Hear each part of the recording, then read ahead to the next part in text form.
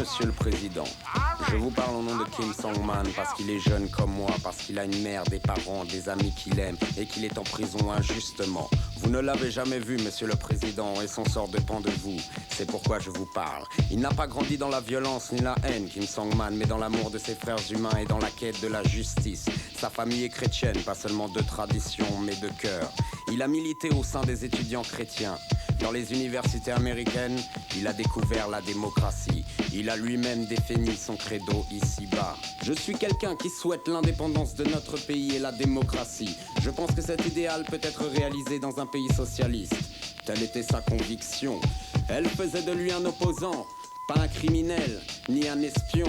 Il est un prisonnier d'opinion. Et c'est pourquoi je vous demande, Monsieur le Président, de libérer Kim Song-man. Kim Song-man, au nom de Kim Song-man.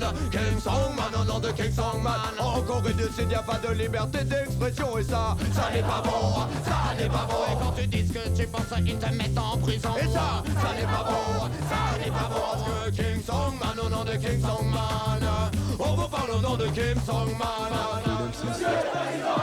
Si je vous cause, c'est pour une noble cause. Sortir Kim Song-man de prison, sa seule infraction, délit d'opinion, torturé, il finit par dire qu'il est espion. La question que je pose touche un point critique.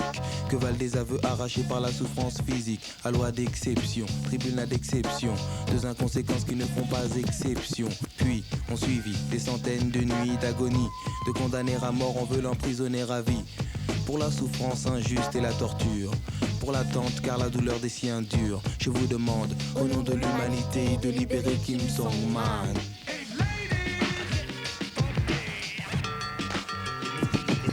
Monsieur le Président, je vous parle au nom de Kim Song-man.